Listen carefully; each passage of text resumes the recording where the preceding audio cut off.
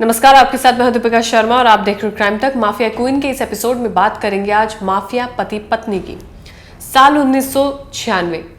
अतीक अहमद, आपने नाम सुना होगा। अपनी काले कारनामों को छुपाने के लिए, अपनी गुंडागर्दी को छुपाने के लिए, अपने जुर्मों को छुपाने के लिए अतीक अहमद राजनीति में आ गया।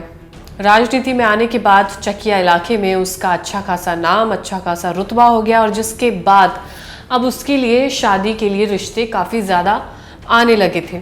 लेकिन फिर कुछ ऐसा हुआ कि अतीक अहमद और शाइस्ता परवीन की नज़दीकियां बढ़ गई।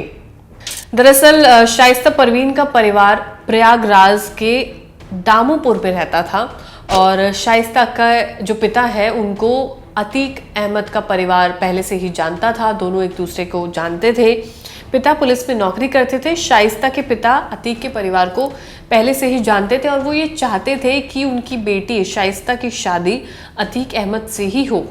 अब शाइस्ता के परिवार वाले उसका रिश्ता लेकर अतीक अहमद के घर गए, यानी कि एक पुलिस क्वार्टर से अतीक अहमद के महल तक का वो सफ़र था, जहां पर ये तय किया गया कि शाइस्ता अब क्वार्टर से निकलकर अतीक अहमद के महलों में रहेगी तो उसकी लाइफ ज़्यादा अच्छी हो सकती है। लेकिन किसी को क्या पता था कि वो क्वार्टर जितना सेफ था, वो क्वार्टर जितना अच्छा था, उसके मुकाबले में अतीक अहमद का वो महल जो काली कमाई से बनाया गया है वो काफ़ी ज़्यादा भयानक निकलेगा। लेकिन ऐसा ही हुआ। तो शाइस्ता के परिवार वाले उसका रिश्ता लेकर अतीक के घर गए। शाइस्ता ग्रेजुएशन कर चुकी थी और पढ़ाई में बेहद ही अच्छी थी, यानी कि फ्यूचर बहुत बहुत अच्छा हो सकता था, पर हुआ नहीं।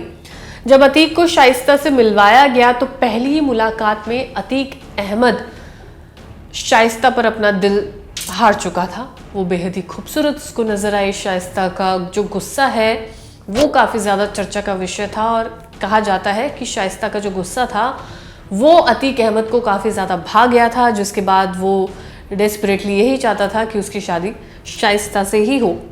अतीक इस बात से खुश था कि वो तो सिर्फ 8वीं पास है, लेकिन उसकी पत्नी शाइस्ता ग्रेजुएटेड है और जाहिर सी बात है उसकी खुशी बहुत ज़्यादा थी कि पढ़ी लिखी बीवी उसको मिलेगी।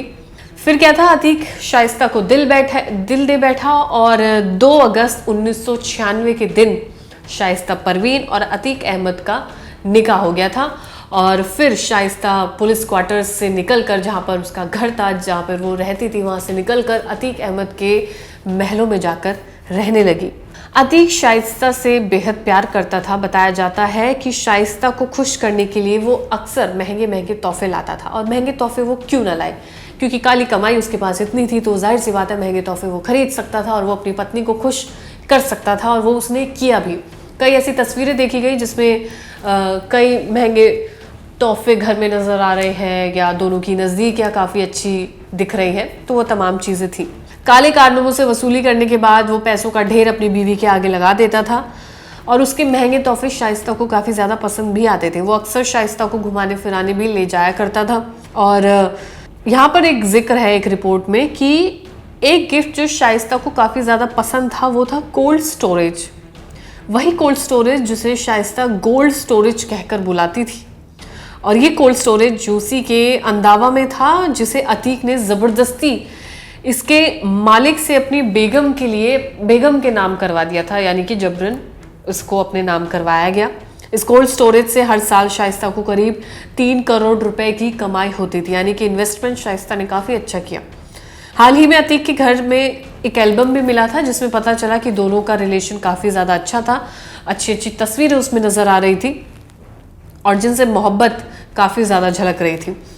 अतीक और शाइस्ता के 5 बेटे हुए थे और अतीक जब जेल से बाहर आया तब भी घर की बॉस शाइस्ता ही थी, यानी कि पूर्वांचल में जो अपना पूरा राज चलाता था घर में वो शाइस्ता के इशारों पर नाचता था। जानकार बताते हैं कि अतीक कितना भी बड़ा डॉन क्यों ना बन गया हो, लेकिन वो शाइस्ता के आगे अतीक अहमद की एक भी नहीं चलती थी। और अतीक और शाइस्ता की ये वो लव स्टोरी है जिसके बारे में शायद ही लोगों ने कभी सुना होगा। और जाहिर सी बात है कई चीज़ें इसमें पता चली मुझे भी पढ़ने के बाद। लेकिन इस लव स्टोरी में ये दोनों ही विलन थे, यानी कि शाइस्ता भी विलन है और अतीक अहमद भी विलेन है। दोनों ने ही अच्छे कारनामे किए हैं ज़्यादा।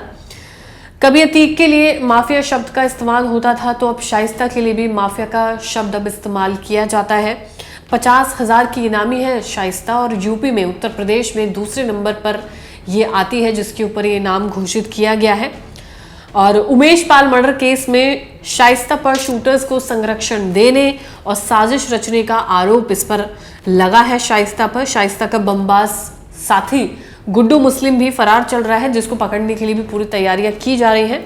यूपी पुलिस ने दोनों पर ही इनाम घोषित किया है, यानी कि शाइस्ता पर भी इनाम घोषित है 50,000 का, और गुड्डू मुस्लिम और साबिर 5 लाख के इनामी हैं, लेकिन अब तक इनका पता नहीं चला है। पुलिस लोगों की तलाश कर रही है।